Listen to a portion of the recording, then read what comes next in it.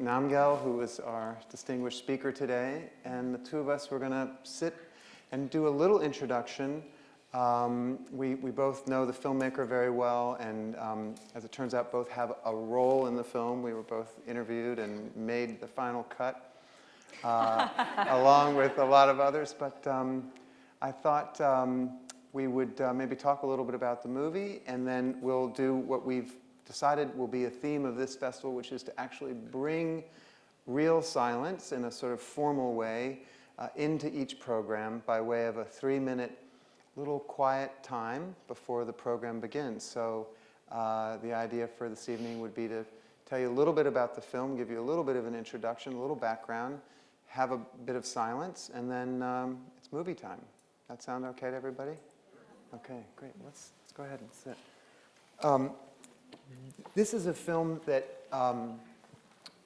as I say, both of us have a direct role in, and it's, as you might well know from reading about it, is a film about Tibetan Buddhism's history in the West from the point of view of the filmmaker. And Vickie Hitchcock, who is a longtime filmmaker, documentary filmmaker, and longtime practitioner of Tibetan Buddhism, who herself, as the daughter of an American diplomat, lived in Asia, in India as a young girl, and also traveled extensively as a young woman through India before beginning to study with Chogyam Trungpa Rinpoche, who was her root guru, and then eventually to Tsoknyi Rinpoche, who some of you may know, who's a teacher of mine and a very close friend of Elizabeth's. And anyway, this is getting into specific Tibetan Buddhist territory, but Vickie's motivation was to try and make an offering to audiences like us that would explain some of the nuances and subtleties and particularities of Tibetan Buddhism as it relates to its history in the West to Western audiences. And I think you'll see that it is a very successful overview.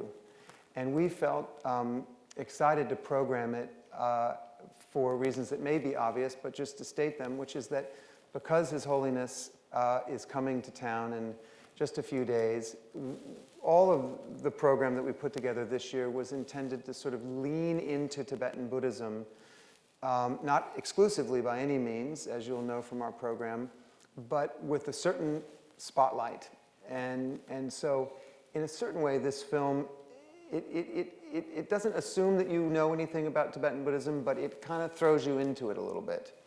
And there's one particular story that you'll see of a young woman who shares with us through the film her own kind of direct encounter with going into a retreat situation, and very much, in many ways, echoing the sorts of things that Elizabeth was speaking about today.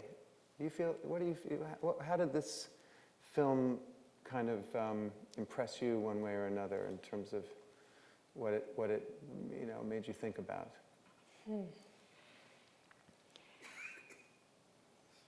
I mean, it was just, I appreciated just hearing different people's perspectives, on what practice means to them. And then it just made me feel very inspired and kind of confident that this is a path that really can take root in the West, and it has to do with working with your mind.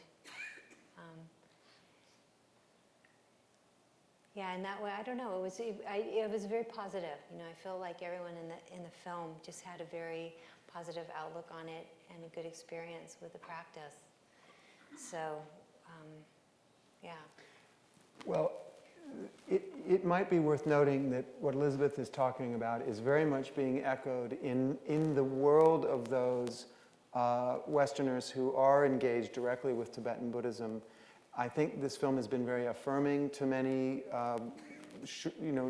the people that have been practicing meditation in Tibetan Buddhism for a long time, or those that are maybe newer to all of it. But I know through my own part in that community that the reception has been extremely warm. People have felt very, very happy to see this movie, and as I said, it's been quite affirming to them. So that may be enough of an introduction. All movies are supposed to speak for themselves, and we had thought about doing a Q&A at the end, but decided that it might be better just to let the movie do its part in terms of answering any questions. And the nice thing is we have 4 more days of really good programs ahead of us, which are intended to address the various sorts of questions that might come up with this film. So hopefully, if you do have any questions, you'll bring them to our upcoming sessions starting tomorrow morning at 9 a.m. For any of you folks that are interested in a 9 a.m. session, we have Gerardo Abud, who will be right here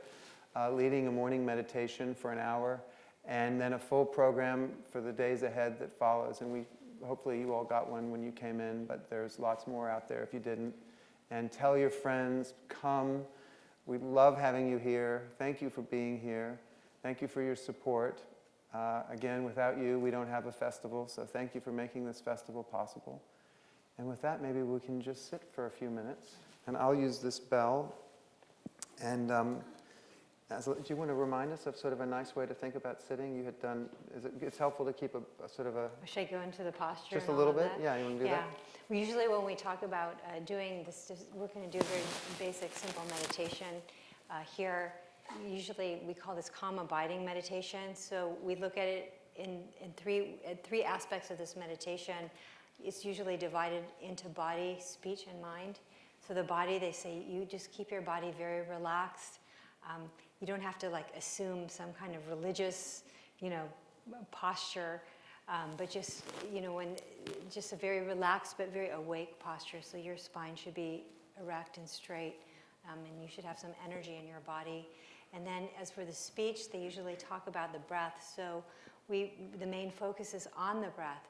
So there's the breathing in, and then there's kind of a gap you notice as you breathe. And then the more focus on the out breath. And then there's another gap, and then you breathe in again. But mostly they say to focus on the out breath. It's very simple and direct in that way. And then as for the mind, the instruction is that the mind might get discursive or proliferate and get caught in thoughts. When you find that that's happening, you just bring it right back to the breath. So the focus is it's very simple to bring it back to the breath again and again. Each time, you find yourself drifting in a way, you just come back to the breath, and you don't have to make anything of what comes up. If you have kind of a dull experience, or your mind gets kind of agitated, or you feel very pleasant, you don't have to make a big deal about it, but just keep coming back to the breath. So that's the focus. And the result is kind of this sense of simplicity and calmness of the mind. So this is just the most basic kind of meditation that we do in our tradition, called calm abiding. And very powerful. Yeah, it's very powerful.